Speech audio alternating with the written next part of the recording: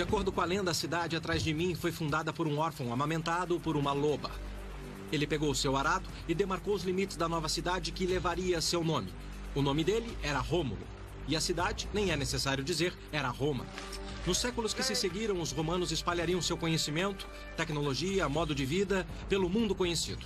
Foi o maior e mais duradouro império que o mundo já viu. E quase 2000 anos depois, seu conhecimento continua nos assombrando. Sabedoria e antiguidade. Os romanos.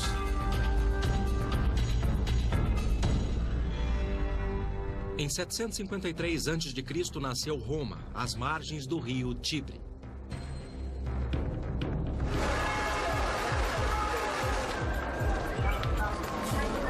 Como eterno estudante de história, eu fico pasmo com o que os romanos conseguiram realizar usando a técnica mais rudimentar. Colossal nem chega perto. Prédios monumentais, ruas pavimentadas e prédios de apartamentos. Uma rede de distribuição de água e esgoto que mantinha 1 milhão de pessoas saudáveis. A tecnologia romana construiu mais que esta cidade. Conforme o império crescia, essa tecnologia se espalhou, moldando o mundo antigo e refletindo no nosso.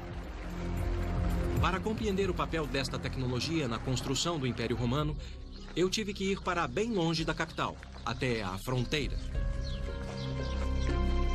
Roma era o coração do império, estendendo-se da Escócia à Síria. As legiões romanas ocuparam 1/4 do mundo, que se transformaria em 36 das nações modernas.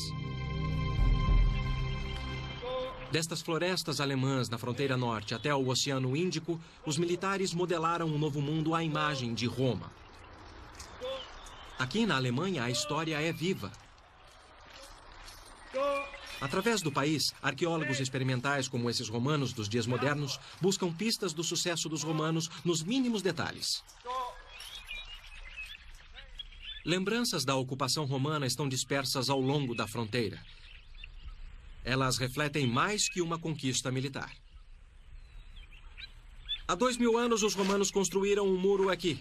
E essa reconstrução moderna dá uma ideia do poder, do estilo romano. Não era apenas uma barreira física, era, acima de tudo, a força de uma ideia.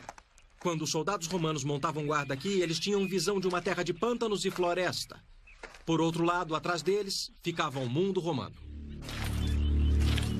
As legiões marchavam pela glória de Roma e tudo o que isso significasse. Vilas e cidades, estradas e caminhos. Organizados e bem treinados, legionários talharam o estilo de Roma em suas colônias, esmagando quem se opusesse a eles. O sucesso dos militares romanos contava e muito com a tecnologia alheia. Depois de séculos de guerra, os romanos sabiam o que funcionava. Muitos de seus equipamentos militares se baseavam em projetos adaptados de seus inimigos. A espada, ou gládio, era de origem espanhola. Os escudos eram samnitas. A armadura derivava de um modelo celta. O capacete era etrusco. Com uma exceção. O pilo era de origem romana. O que o fazia tão especial era a ponteira. Na forma de um arpão, foi projetada para penetrar e ser impossível de sair. Os soldados romanos eram bem treinados em combates próximos para desferir golpes de pilo. Mas a adaptabilidade deu às legiões outra vantagem no campo de batalha. Veja a Escórpio. Invenção de origem grega, as inovações romanas fizeram dela uma arma altamente eficiente. Uma corda bem torcida era usada para armazenar energia.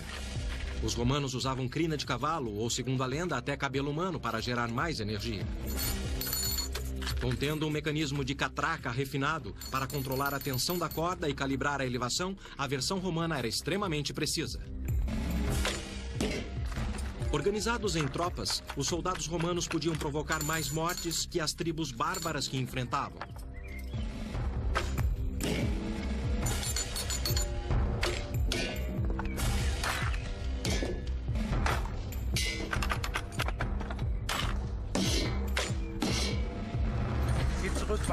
Com o uso de tecnologias adotadas, combinadas à disciplina rígida e abordagem sistemática, as legiões romanas ampliaram as fronteiras do Império. Os romanos sabiam como traçar linhas. A linha foi um símbolo e instrumento de seu império. Esses romanos dos dias de hoje, atrás de mim, são entusiastas que tentam recriar o estilo de vida da 32ª Corte de Voluntários. E eles estão aqui porque esse é Saalburg, antigo forte na fronteira do mundo romano. Aqui fica uma das mais importantes linhas que os romanos fizeram. Os romanos usavam rios e costas para demarcar a linha entre seu mundo e o inconquistado. Mas na Germânia Central, as tribos locais resistiram bravamente à lei romana. Então eles construíram uma fronteira que cortava 560 quilômetros de florestas e colinas, uma obra extraordinária da engenharia antiga. Devia ser mais difícil subir de armadura. No entanto, eu subi apenas um dos monumentos históricos mais admiráveis da Europa. Este é o Limes, o muro divisório que marcava a fronteira do Império Romano. Enquanto hoje ele pode parecer um grande monte de terra, ele é de fato um dos monumentos mais espantosos da engenharia e habilidade construtiva. Existe um muro reto que percorre 104 quilômetros com um desvio de apenas 76 centímetros.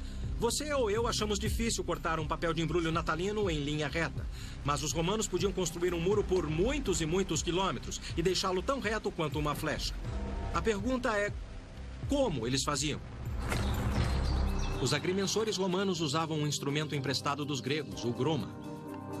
Um braço giratório com uma cruz de madeira. Pendurados nas 4 pontas, 2 pares de prumos. Os agrimensores olhavam através de um par para projetar uma linha reta. Os assistentes colocavam marcadores. Olhando através de outro par, os romanos estabeleciam um ângulo correto e assim eles projetavam suas cidades. Era uma aplicação inspirada de um princípio básico.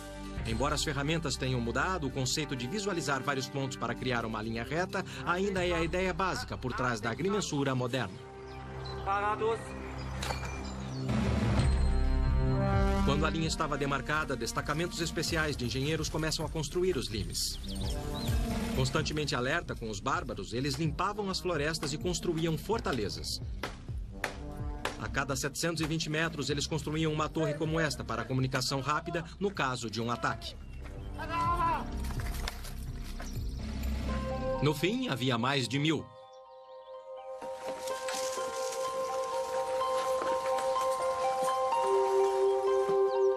Nas áreas onde os rios não criavam uma fronteira natural, os engenheiros construíam paliçadas para marcar os limes que deixavam uma mensagem clara.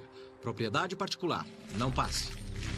E para não deixar dúvidas, construíam fortes a cada 6 quilômetros. 220 no total, como o de Saalburg, aqui nas colinas de Taunus, perto de Frankfurt, Alemanha. Os agrimensores romanos procuravam a linha mais direta entre 2 pontos. Ao seguir esta regra, eles construíram uma das conexões mais rápidas da história antiga. Eles construíram uma vasta rede de estradas. Muitas delas eram muito sólidas. Estendendo-se das fronteiras mais distantes até Roma, as estradas eram as veias e artérias que alimentavam o coração de um império crescente. Ao olhar de perto o trecho de uma de suas técnicas de construção mais lendárias, você fica admirado com o desafio. Os engenheiros tiveram que ser criativos e habilidosos. Quando os engenheiros romanos construíam uma estrada, construíam para durar.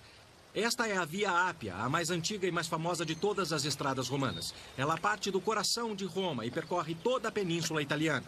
Mais de 640 quilômetros. Os engenheiros romanos usavam pedras locais e aproveitavam o próprio formato de pedra. Eles as dispunham de modo hábil e encaixando como peças de um quebra-cabeça. Quanto mais encaixadas, maior o escoamento de água e maior a durabilidade. A construção de estradas era baseada em terra compactada com paredes de sustentação e uma vala de cada lado.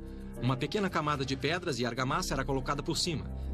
E em seguida preenchida com uma outra camada, provavelmente cascalho. E por fim, acabada com superfície pavimentada. E para se ter ideia do tráfego dessa estrada, é só olhar os sulcos entre as pedras, deixados pelas milhares de carroças que passaram por esse caminho ao longo de muitos séculos. Essa era uma das artérias do Império. Elas transportaram mercadorias, ideias e ainda armas. Construindo à medida que avançavam, as legiões romanas forjaram os elos que mantinham o Império unido. As maiores estruturas de Roma eram replicadas onde quer que o modo romano predominasse. Aqui em Roma é fácil de ver como e por que seu sucesso repousava sobre outra tecnologia adotada, o arco e seu derivado, a abóbada.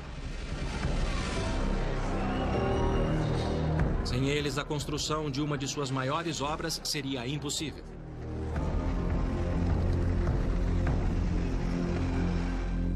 Do tamanho de um estádio moderno de futebol, as paredes do Coliseu têm altura de 4 andares. Se fossem sólidas, as paredes teriam desabado com o peso dos inúmeros tijolos que as ergueram. Ao usar o arco, os construtores emprestaram essa invenção grega para distribuir peso. Eis porque o arco é tão eficiente. O arco começa a partir da chamada saimel, de onde pedras em forma de cunha, chamadas aduelas, são sustentadas por uma pedra central chamada fecho. A partir daqui, o peso é distribuído uniformemente para os pilares. Sem o arco, não haveria possibilidade de construir uma obra tão grande como essa. Ela teria desabado com sua própria massa. Não seria exagero alegar que, sem o arco, certamente Roma não existiria. E se você sair da cidade, você pode ver como o arco foi importante no modo de vida romano. O Aqua Claudia é um dos 9 aquedutos que juntos forneciam 174 milhões de litros de água para a cidade antiga todos os dias. Graças ao arco, os romanos conseguiram criar uma vasta rede de água. Aqui na Porta Maggiore de Roma, 4 aquedutos se cruzavam antes de se ligarem a um labirinto de encanamentos que distribuía a água pela cidade.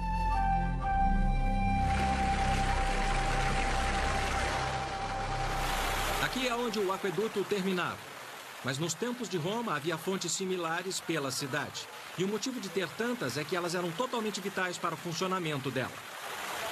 Somente os ricos podiam pagar para ter água em suas casas. Logo, para o Zé Povinho, ou se preferir Julius Public, era aqui que você pegava sua água.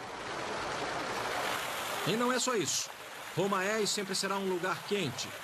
E isso funciona como um ar-condicionado gigante ao ar livre.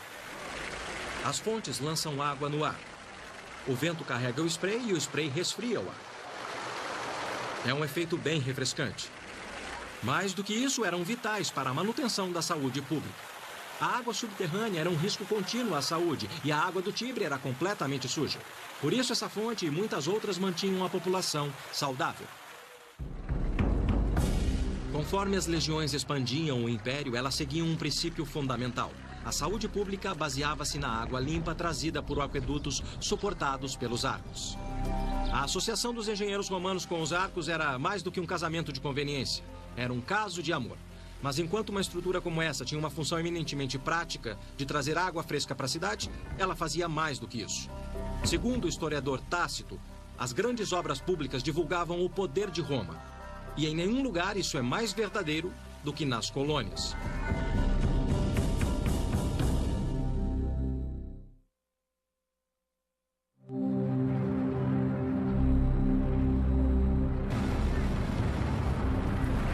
O cenário atrás de mim começa com os romanos. O rio é o Reno e a cidade é Colônia. Seu nome deriva do latim, Colônia, que significa cidade. A cidade que foi fundada aqui por ordem do imperador. Depois da colonização, construir cidades era o próximo trabalho das legiões, porque os soldados romanos eram mais do que guerreiros. A maioria tinha aprendido um ofício antes de se juntar às legiões. Por todo o império, os soldados eram os engenheiros e construtores. Depois de 2000 anos, construção e reconstrução, apenas lembranças sutis de sua história romana permanecem em Colônia. Como hoje, haviam calçadas, praças e fontes que fizeram da cidade um lar longe de Roma para os colonos. Por fim, 50 mil deles chamariam Colônia de lar. A chave era a água, mas não qualquer água. Para obter a qualidade e quantidade necessária, eles construíram o segundo maior aqueduto na história romana. Ele ainda pode ser visto se você souber onde procurar.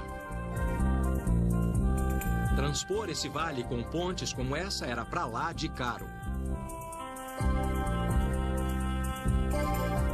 Eles criaram uma solução engenhosa. Essa coisa é uma verdadeira maravilha.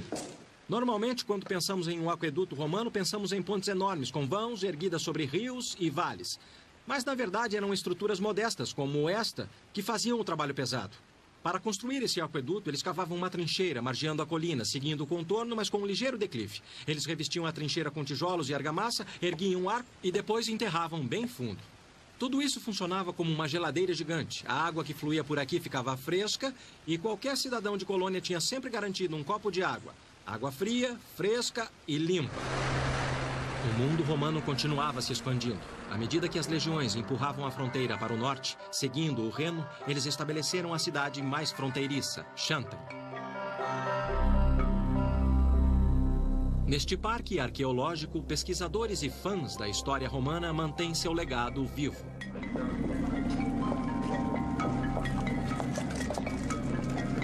Parte de sua pesquisa é dedicada a entender o que fez os romanos terem tanto êxito. Num esforço para aprender o máximo possível sobre a tecnologia romana, eles fizeram alguns experimentos fascinantes. Como reconstruir esse modelo de uma catapulta romana chamada balista. Montar esta máquina de guerra é algo que eles fazem uma vez em vários anos. Tivemos sorte de estar aqui, embora ninguém tenha certeza se ela vai funcionar ou não. Mas uma coisa ficou clara rapidamente. Os romanos tinham muito músculo. Nossos caras precisaram de um trator. Esta é a arma de destruição em massa do mundo antigo. É uma reconstrução fiel de uma balista romana ou catapulta. E como grande parte da tecnologia romana, a invenção é grega. Mas o aperfeiçoamento da tecnologia é romano. Em essência, os princípios e materiais são relativamente simples. Um dos princípios é a tensão. E a tensão é armazenada nestas cordas, neste caso cânhamo. Mas sabemos que os romanos usavam tendões que eram torcidos e mantidos em um estado de tensão constante por esse cilindro de cobre e uma barra de aço. Essa é a tiradeira que disparava o projétil. Ela é feita de tendões como essas cordas aqui e que mantém a tensão armazenada na máquina. Ela é, se você preferir, uma enorme corda de aço que é esticada e depois liberada. A força armazenada pode ser sentida neste braço, que aparentemente era uma das partes de fricção da máquina. Era comum ele ceder e rachar desta forma. Portanto, era uma máquina perigosa para as pessoas que a operavam e mais perigosa ainda para as pessoas na linha de fogo. Nossos romanos dos dias modernos vieram preparados com capacetes e armaduras e até ordens em latim. Ballistari ad ballistam. O que faremos agora é disparar uma catapulta romana. Ansatz aperite. Agora estão tensionando. Eles têm que colocar muita força nessa coisa. Eles criam uma pressão enorme girando a manivela para trás. Intendite. O trilho recua através das alavancas que o puxam para trás. Toda vez que eles aumentam a tensão, eles conseguem calcular exatamente o quanto de força existe, contando o número de dentes. Assim, cada clique significa mais alguns metros. E mais alguns bárbaros mortos. Tá bem esticado. Essa coisa vai disparar como... Mais uma.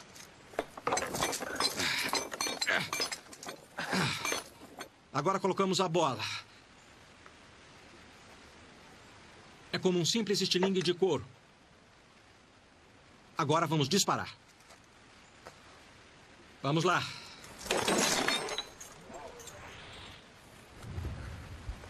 Isso é simplesmente incrível.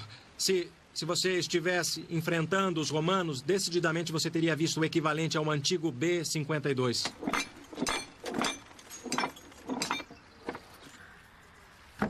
Et jactum! Essa é a versão romana de uma bala de canhão. Ela pesa cerca de 4 quilos. E esta máquina podia arremessar essa bola a uma distância de 400 metros. Nenhum exército europeu teria nada tão destrutivo quanto isso até a era dos canhões e da pólvora. Mas acredite ou não, isso é um exemplo relativamente pequeno. Sabemos que quando os romanos tomaram Jerusalém, eles dispararam bolas pesando mais de 13 quilos na cidade. Mas parte do que a tornava tão eficiente, uma arma tão mortal, era o impacto psicológico. Quando esta coisa caía no chão, por ser feita de calcário, ela espatifava, mandando uma nuvem de estilhaços nos defensores da cidade. Era uma arma de choque e de terror.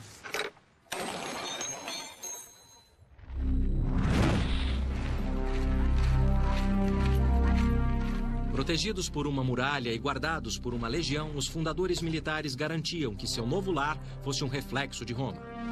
Eu andei pelo parque até um lugar onde a influência de Roma nos projetistas da cidade deixou sua marca. A construção atrás de mim pode parecer uma estufa enorme, mas na verdade é uma réplica fiel, construída em escala 1:1, do exterior de um banho romano. As ruínas deste banho ficam embaixo.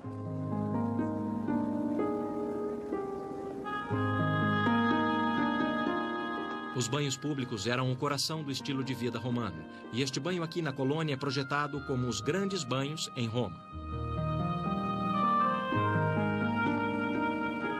Os banhos consistiam em uma rotina específica que se dava em áreas onde a temperatura ia do frio ao muito quente, 49 graus centígrados. Tudo era feito com um sistema de aquecimento inovador chamado hipocausto. Eu me encontrei com o Dr. Norbert Zillen, diretor de escavação do Parque de Chantein, para saber mais sobre o sistema de aquecimento romano. O que vai me mostrar? Bom, eu quero te mostrar nosso banho.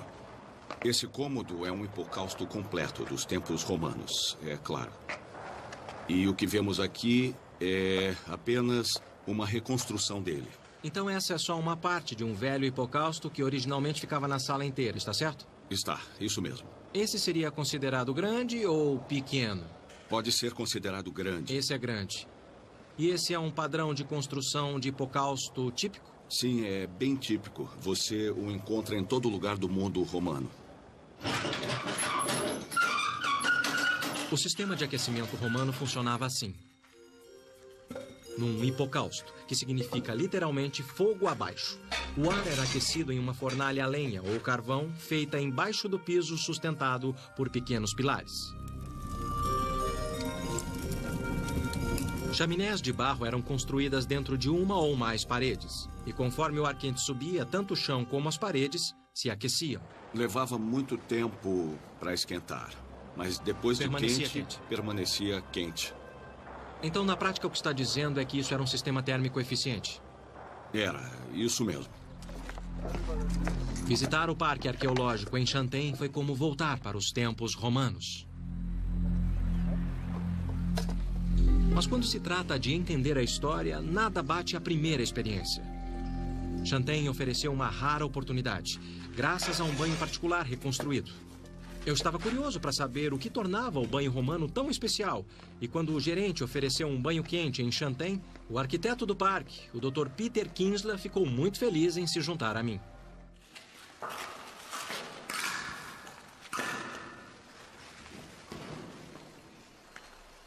Esse banho quente é delicioso, Peter. Ele é aquecido pelo mesmo sistema que aquecia o piso e as paredes? Sim, tem um testudo bem ali. Testudo significa tartaruga. Exatamente. O incrível sobre o hipocausto é que enquanto ele aquece o piso e as paredes, ele também aquece a água da banheira. Um receptáculo côncavo chamado testudo fica diretamente em cima do fogo na fornalha. Ele tem uma abertura dentro da banheira e através da convecção a água fria desce e a água quente sobe. A água fria circula na fornalha onde é aquecida e volta para a banheira. Uma adaptação astuta de um princípio científico básico. O que mais me surpreende é o esforço que eles despendiam para ter um bom banho. A energia, a tecnologia, tempo e dinheiro que investiam para ter um banho. Por que isso? Bom, isso não fazia parte da cultura, não fazia parte só da vida social, fazia parte da higiene. Então, mais do que qualquer coisa, era uma questão de saúde pública. Exatamente.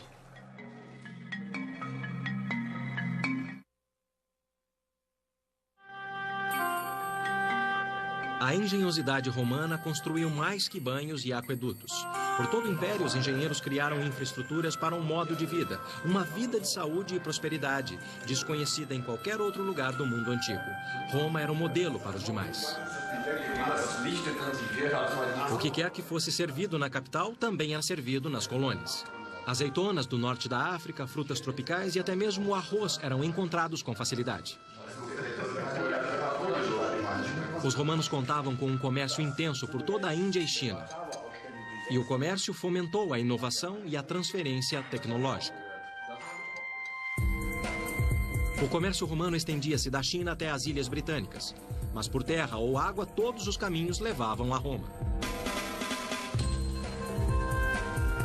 Roma estabeleceu Ostia como seu porto mais importante no século VI d.C. Apenas a 32 quilômetros de Roma, no rio Tibre, Ostia se tornou a primeira colônia. Nesse grande centro de suprimentos, boa vida significava bons negócios. Para seus 50 mil habitantes, Ostia oferecia todo o conforto de uma cidade romana, incluindo tinturarias, avenidas alinhadas com apartamentos de múltiplos andares, bem como um sistema de esgoto e outra conveniência romana: latrinas públicas. Elas deviam ficar lotadas. Nos mini-mercados de Ostia, tudo mudava de mãos, desde comida, itens domésticos e itens luxuosos. A tecnologia em si não o torna rico. Para isso é necessário organização, e daqui dá para ver como os romanos eram bem organizados. Este local é conhecido como Praça das Corporações, chamada assim porque cada um desses nichos pertencia a um grupo de mercadores que funcionavam como uma corporação moderna ou linha de comércio, especializados em determinadas rotas ou produtos de determinadas regiões do mundo romano. Esse nicho pertencia aos comerciantes de Cartago, que traziam trigo do norte da África. Existiam nichos para comerciantes franceses, onde eles compravam lã, outros ainda para os árabes, que traziam tâmaras, e outros luxos orientais. Produtos e comerciantes de todo o mundo mediterrâneo. Em depósitos como este, a mercadoria era marcada e armazenada. Itens perecíveis eram colocados em dolhos como este, enterrados no chão para mantê-los frescos. Uma técnica simples, mas eficiente como esta, trazia saúde para a família romana, para um mundo com olhos famintos de boa vida. E para atender a demanda crescente, os romanos começaram a pensar em escala. Em Barbegal, perto da moderna Arles, no sul da França, os romanos criaram um dos primeiros protótipos da industrialização: uma fábrica de farinha movida a água. Guiada não apenas por uma, mas por 16 rodas d'água em duas fileiras paralelas de 8, a água caía de uma roda para outra. O que a tornava mais eficiente era, desta vez, uma invenção romana distinta: a roda d'água impulsionada por cima. Ela utilizava a água de modo 8 vezes mais eficiente que a roda d'água impulsionada por baixo. Com esse moinho, os romanos conseguiam produzir farinha suficiente para alimentar toda a população da antiga Arles, de no mínimo 12 mil pessoas, todos os dias. Aqui em Ostia, grande volume e baixo custo significavam mais lucros. E conforme o império se espalhava, mais pessoas apreciavam o estilo de vida romano. Mas o conceito que aumentou a produção de alimentos impulsionou uma outra indústria. Taças de argila eram comuns na Roma antiga, mas a argila impregnava o sabor e retinha odores. Absorvia óleos e fluidos que permitiam a proliferação de bactérias. Por outro lado, o vidro era inodoro, sem gosto e higiênico. Assim, quando o vidro por sopro foi descoberto por volta de 50 a.C. em uma das colônias de Roma, a Síria de hoje, o processo se espalhou pelo império em apenas 40 anos. Uma nova indústria ficou em alta. Inúmeros artefatos de vidro romanos encontrados na região de Colônia indicam que, no passado, a cidade foi o centro da produção de vidro. Comerciantes transportavam vidro de Colônia para todo o império. Logo se transformou em outro marco de refinamento do estilo de vida romano. A fim de entender como os romanos atenderam à demanda, pedimos a uma empresa de vidro de sopro para demonstrar a técnica romana. Até hoje, o vidro é assoprado praticamente do mesmo modo como os sírios faziam. Coloque uma bola de vidro derretido na ponta de um tubo longo. Assopre ar através do tubo até formar uma bolha.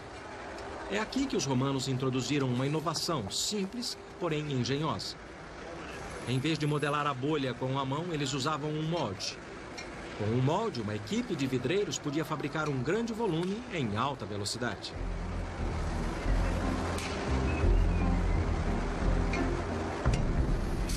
Embora os moldes atuais sejam feitos de metal, o conceito romano de produção mudou muito pouco.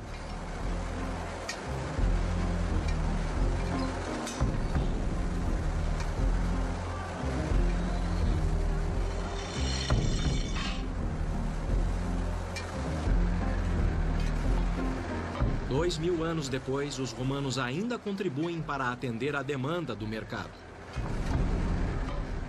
Mas eles fizeram mais. Refinaram o material, inventando técnicas para criar um dos mais belos tesouros do mundo antigo, como esta obra de arte. Até hoje, especialistas discordam sobre como foi feita. Um pesquisador experimentou por mais de 40 anos. Ele acha que encontrou a resposta.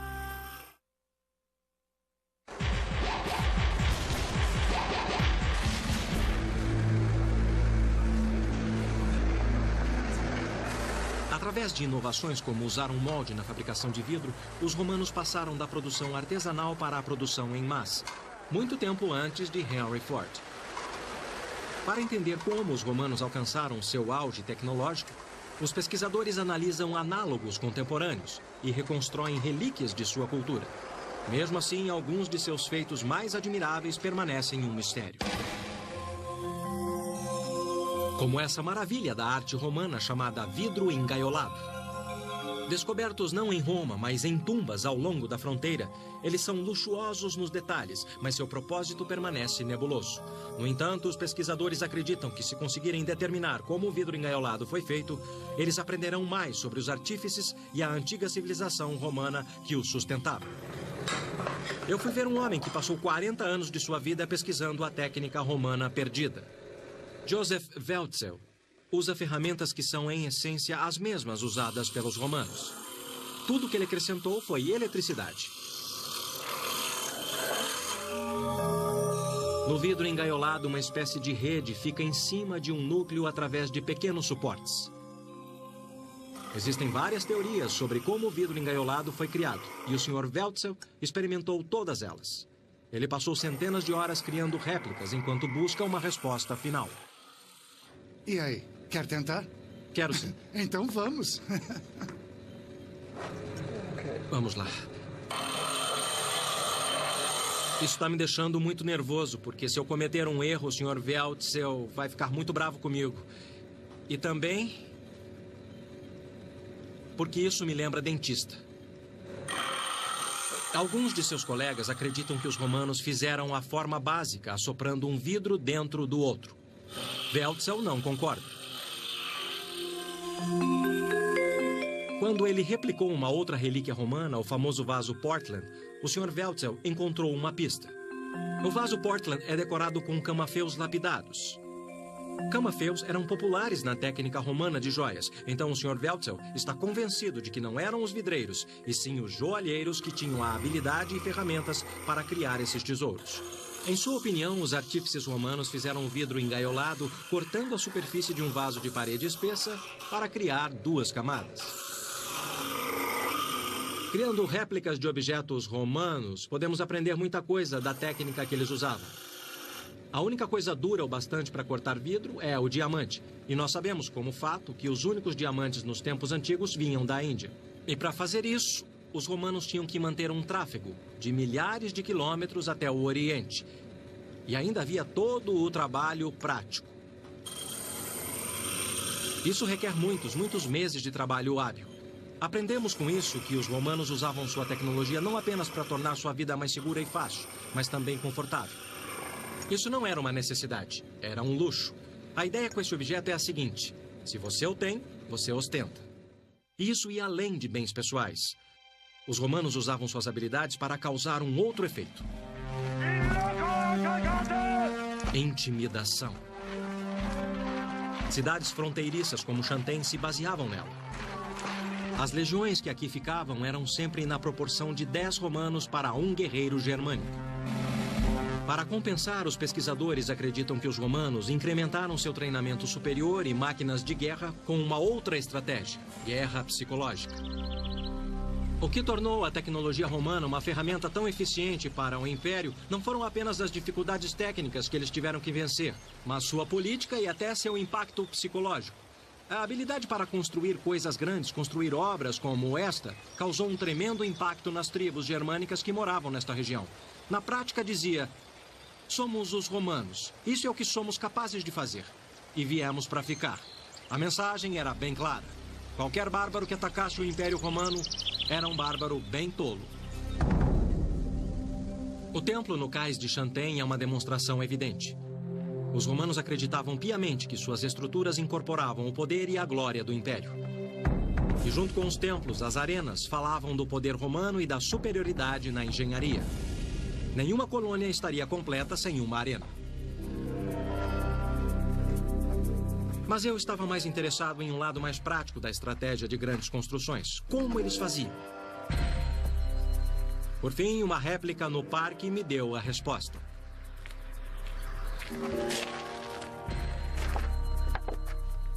A grua era uma ferramenta essencial na estratégia romana de obras grandes. Através de um sistema engenhoso de polias e manivelas, essa máquina formidável reduzia a força de sustentação a cada etapa. Para levantar 2 toneladas, as 2 primeiras polias com 5 roldanas dividiam a força necessária em 1/5. O tambor dividia a força novamente por 5. Depois, a manivela reduzia em 1/10. Assim, 4 romanos, cada um usando 1,8 kg de força de sustentação, podia erguer facilmente 1,8 tonelada de qualquer coisa, usando esta máquina espantosa. Aqui, a engenhosidade deu ao arquiteto romano muitos músculos. Com isto, eles podiam pensar e construir grande. Os construtores romanos também eram muito versáteis. Construíam o que fosse necessário com o que tinham. E isso nem sempre era uma tarefa fácil. As construções romanas tinham paredes pintadas e telhados com telhas de cerâmica. O modelo era Roma. Na fronteira, materiais de construção tradicionais eram difíceis de conseguir e caros para importar. Então, para corresponder às expectativas dos colonos de viver no estilo romano, os construtores tinham que ser criativos. O arquiteto e pesquisador Peter Kinsler mostra algumas evidências de como os construtores romanos foram inovadores em Chanten. Peter, que idade tem esta parede? Bom, provavelmente essa parede foi construída no 2º século depois de Cristo. O que podemos ver aqui é a fundação e depois a superfície externa. Então essa parede era originalmente coberta com pedras como esta aqui? Exatamente. Você tem pedras como essa, fileira por fileira, e isso ficava no meio. Por que eles não construíram paredes apenas com pedras? Bom, porque era muito mais caro e levava muito tempo. O que você faz é erguer um revestimento de pedras como esse e depois encher de cimento romano chamado opus cementitium atrás. Aqui, como em muitas construções romanas, o concreto era a chave. Eles usavam em todo lugar para qualquer coisa. Talvez o que o torne um dos maiores inventos romanos é a adaptabilidade da mistura. O primeiro e mais importante ingrediente é a cal. Então, isso é um calcário. Quando o calcário é queimado em uma fornalha, você obtém a cal virgem. Este pó. Com a cal virgem, você acrescenta água e obtém a cal extinta, ou cal apagada. O próximo passo é acrescentar areia. Ao misturar, você obtém a argamassa básica dos tempos romanos. Ela é a prova d'água? Não é a prova d'água. Em Roma, os construtores descobriram que usando cinza vulcânica das proximidades de um vulcão, obtinha-se cimento à prova d'água. Logo, sem cinza vulcânica, os construtores tiveram que mudar a mistura. Eles tiveram uma ideia esplêndida. Porque, com frequência, você encontra algumas telhas quebradas. Entendi. Você pode derreter ferro e usar uma segunda vez. Você pode derreter vidro e usar uma segunda vez. Mas você não pode reutilizar telhas queimadas. Então, o que eles faziam? Eles moíam as telhas produzindo esse material de telha quebrada, que é bem fino. Aí você acrescenta... Essa mistura tem o mesmo efeito do cimento vulcânico. Exatamente. O que você tem é uma argamassa de cal hidráulica. A argamassa de cal hidráulica é a prova d'água. Você usa em bacias, aquedutos e pode usar nas fundações de paredes. Pode não parecer muito, mas esse material é literalmente um dos blocos da construção do Império.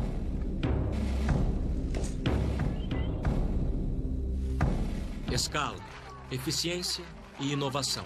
E não se esqueça, choque e terror eram o coração da construção do Império Romano. E embora essas ideias fossem expressas em um nível impressionante nas colônias, a cidade de Roma era a referência para tudo. Não foi à toa que lá a tecnologia e a inovação romana atingiram seu ápice.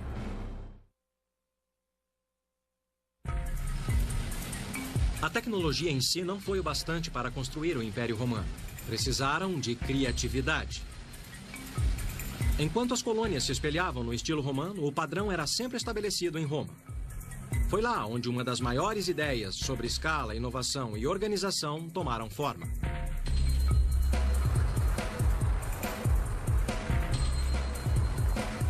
O Coliseu é o maior dos 186 anfiteatros romanos que conhecemos. E certamente o mais impressionante. Foi aqui onde a tecnologia sustentou o lado sombrio do estilo de vida romano, os jogos.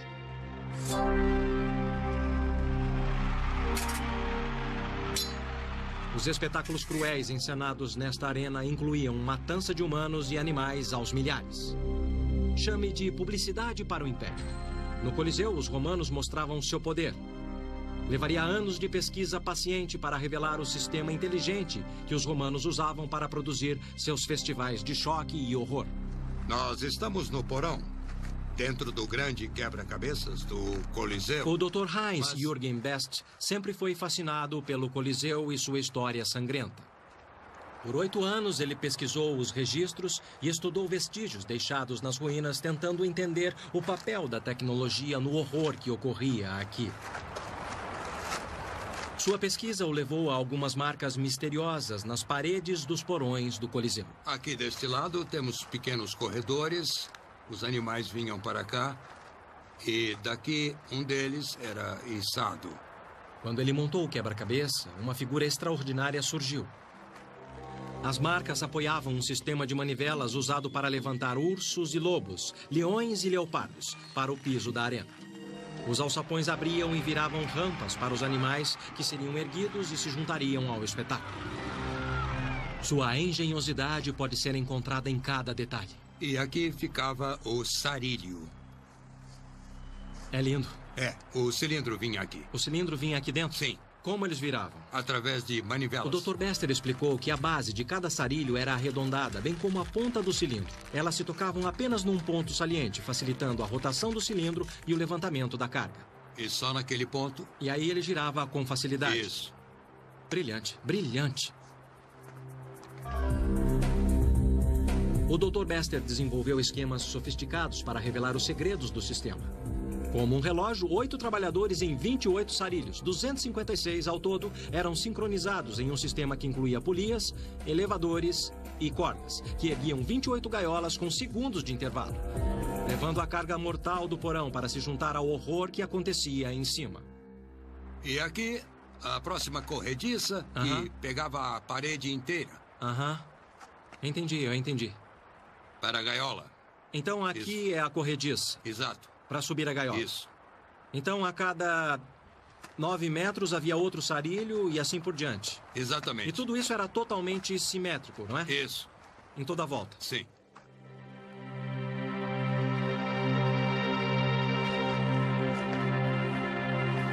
Eu nunca estive num lugar que trouxesse tanta variedade de emoções. Por um lado, este lugar é espantoso, colossal, lindo. E aí vem o pensamento do que acontecia aqui. Sangue, gritos, medo e dor. Esse porão era, digamos assim, o departamento de efeitos especiais do mundo romano. Efeitos especiais de um filme de horror. A diferença é que aqui, o horror era real.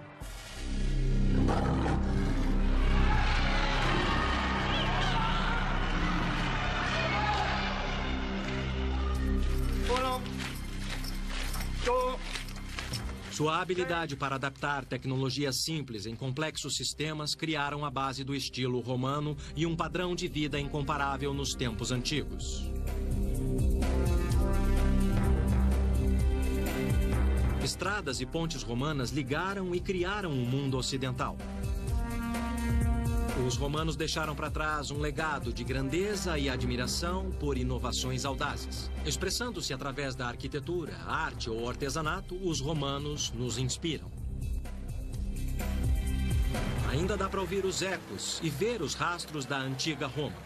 Somos todos, de certo modo, herdeiros do legado romano, seja nas necessidades de nossa vida, seja nos luxos. Neste sentido, é justo dizer que somos todos um pouco romanos.